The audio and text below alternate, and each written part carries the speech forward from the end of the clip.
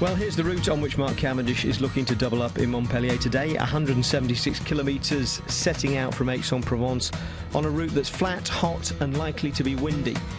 The day's intermediate sprint is at 63 kilometres, just before the only hill of any consequence, so early enough for the sprinters to take an interest before dropping back into the pack and letting their teams do the job.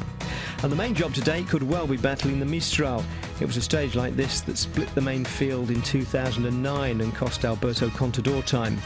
So it won't only be the sprinters' teams we see up front today, but it will be at the finish, with Omega Pharma Quick Step looking to lead their man out for the second day running.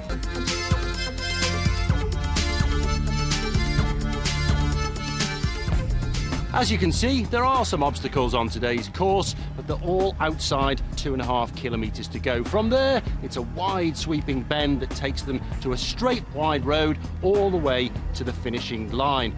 Even the wind is being polite today and pushing them gently in the back as they hit this small rise with 500 metres to go. Sprint trains then should be the order of the day here in Montpellier, but as we've already seen in this race, they can be a difficult beast to control. Omega Pharma Quick Step will be looking to repeat their performance of yesterday, whilst the lack of corners should help Andre Greipel's team get their ducks in a row. Despite the helping wind, that small rise just might prove enough to stall things a little and allow watchful lone operators like Edward Bosenhagen to steal a march. We shouldn't write off Peter Sagan today either. Even though he started from a little too far back, his acceleration yesterday was very impressive.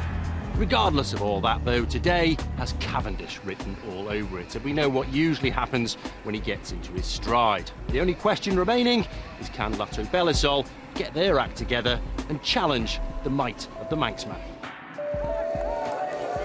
10 kilometres to go. It's still a mixture of the teams of the sprinters controlling the peloton and the teams of the overall contenders. Alberto Contador is up there. This is the city of Montpellier, first founded in the 9th century. As Brakovic, he's up. He's back on his machine. He won't get eliminated this afternoon, but he's just got to get himself to the finish as soon as he can. We're now in very narrow roads here. If you do make the wrong turn here, you don't come back, you go off in a different direction. And we do cross those tram lines at one point, and there we are. Had it been raining, this could have been a problem, but they've got away with that aspect of it. As we switch back to look at Brakovic, the ambulance with him, just coaching him all the way home. Luckily, there's not enough time left in the race to eliminate him. He's just got to get to the finish, that's all. Well, that's Peter Velits in the pale blue jersey, swinging off, his job done. He's made a very big long turn there to keep the pace nice and high. But there's a lot of confusion coming at the front end of this pack now, as lots of teams are trying to move forward. 131. Rein Taaramäe just recently won the Estonian National Championships, but he can hardly stay on the wheel. It's amazing to see this work that's being done by Saxo Tinkoff for Alberto Contador, but still there's been no panic on board the Omega Pharma Quick Step team of Cavendish. Now he's got control of the, as we look at the picture, the right-hand side of the road, and he's got all his team there. Remember, the rider in the white jersey, Michael Kwiatkowski, is Cavendish's teammate. He just wears a white jersey because he's the leading best young rider under 26 years of age, and he's 4th overall in this race. But that 1 second gap means that if they finish together, he can't get yellow today. Just got to be very, very careful. They're coming under the 5 kilometres to go banner now. The road here at 5 kilometres to go has got a little bit wider now. They've come through the main centre. They're on quite a wide boulevard, the Paul Valéry Boulevard here, and so a little bit less hazardous for the riders, as the Cavendish's boys losing a little control there. No, they're not. No, they're not. They're just waiting for the time to really start to turn up the acceleration. They want to keep control. They don't want to use all of their energy. The important thing for them with the lead-out train is to keep the firepower there until the final kilometre.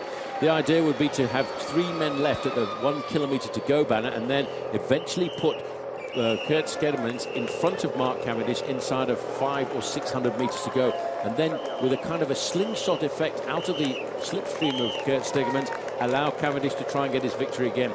Yes, as they've done, one rider's done his turn, the rest are coming through. They've blocked out Kwiatkowski. That white jersey's on Mark Cavendish's squad.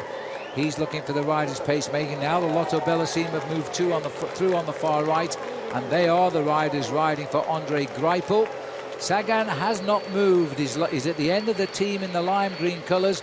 He's commanding the centre of the road, and he's staying there at the moment and letting everybody else do the work. Well, the way sprinting has evolved over the last couple of years, you've always got a pilot fisher, a man who will lead out the sprinter. The sprinter for Andre Greipel is going to be the Kiwi, and that, of course, is Greg Henderson, who is a very fast man. But Henderson and Greipel have developed a very good relationship over the last couple of years.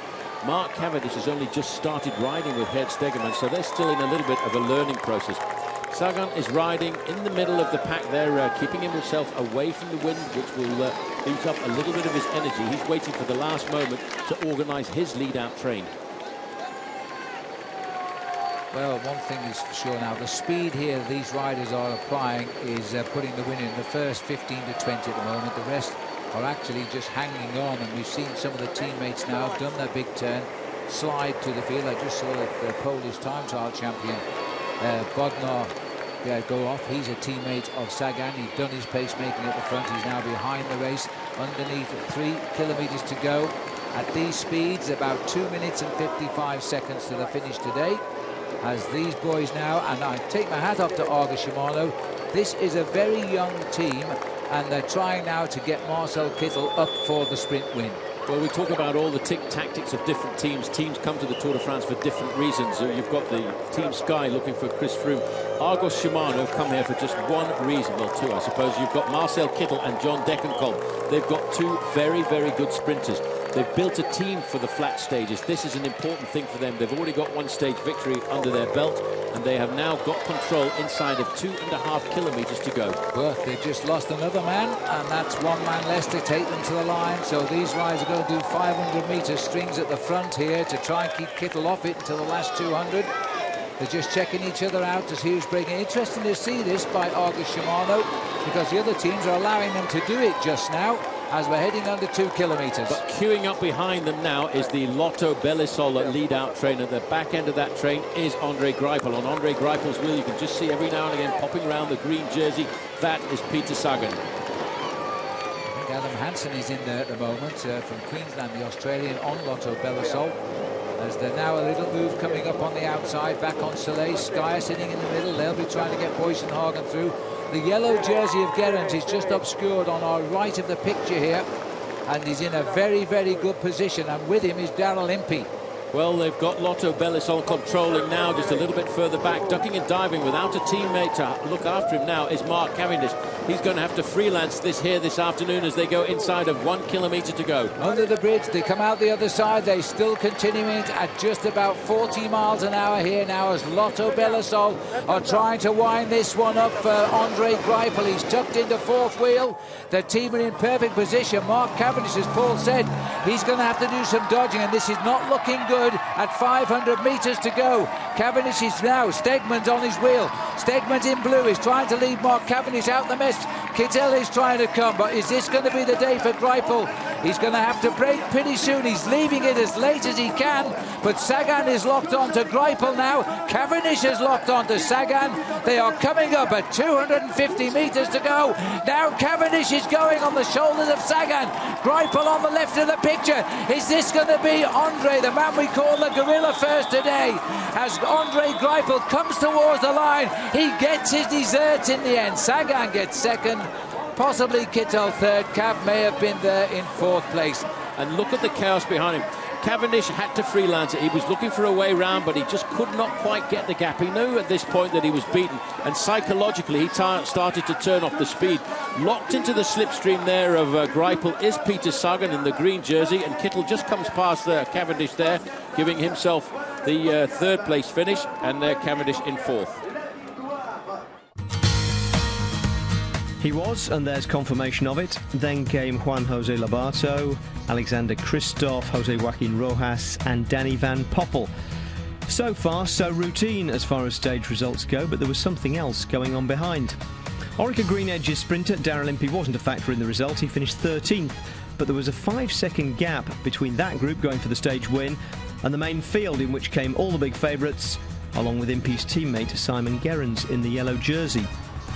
You can see it here as Andre Greipel crosses the line. Impey rolls in oblivious next to Sky's Edvald Boasson-Hagen, and in front of Lotto's Greg Henderson with his arms in the air, who was the last man in the group. There's a clear timeable gap between them and the rest of the field, And there's the yellow jersey of Simon Gerrans coming in 48th. Now you'll remember he started the day on the same time as Impey, who found himself being intercepted on his way to the team bus and carted off to the back of the podium in preparation for taking the yellow jersey from his teammate. No trip to the podium for Mark Cavendish today. He did make it to the team bus though and headed in to get his injuries looked at. The cameras didn't see the incident itself, but it was enough to require a bike change as well as scuff up his left side.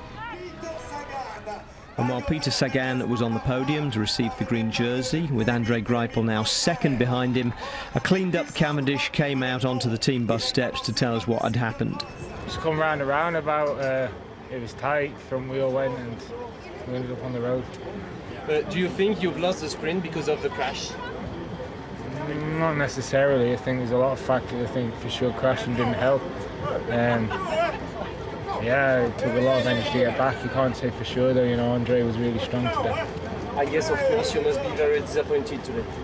Yeah, really disappointed, but you know, we won a stage yesterday, the morale's still good, and you know, we rode strong all day in difficult conditions, so it's okay. We've got another 2 weeks left. Unlike Janis Brajkovic, the Astana man rolled in 10 minutes 48 down with his teammate Alexei Lutsenko for company and didn't look to be in too much discomfort, but that was deceptive because he was immediately ruled out of the race with damage to his knee. Well, after yesterday's fiasco and losing their team leader overnight, there was tremendous pressure on the Lotto train to get it right today. They did, and Andre Greipel finished things off perfectly. Andre, many congratulations. Yesterday, it didn't go so well for your lead-out train. Today, pretty much perfect.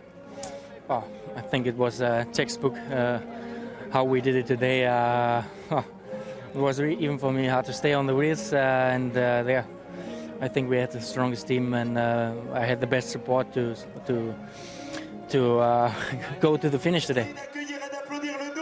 And almost as an afterthought, on a day when Simon Gerrans' jersey seemed to be under no particular threat from outside, it ended up changing hands within Orica Greenedge to Daryl Impey and producing the first South African leader of the Tour de France. Before this tour, if you'd replayed or worked out all the situations in your head about what might happen, maybe a stage win, would you have ever thought I'll be wearing the yellow jersey after stage 6? Probably not, you know, telling the truth. Yeah, I think it's, you know, sometimes all the stars line up for you, and this is definitely one of those moments. It's a career-changing moment, and to wear this yellow jersey at the Tour de France in its centenary is, to be the first South African. You know, my wife and kid is here as well, so it's just magic. There's the general classification that Daryl Impey will be having framed. He now leads the race by 3 seconds from Edvald Boasson-Hagen. Simon Gerrans slips to third, 5 seconds down. Then it's Albacini, Kwiatkowski, Chavanel, Froome and Port. All the main contenders were in that 5-second group, so stay the same relative to each other. And yellow jerseys 1 and 2 of this race, Marcel Kittel and Jan Bakelants, are now 174th and 28th respectively, as we move on to yellow jersey number 4.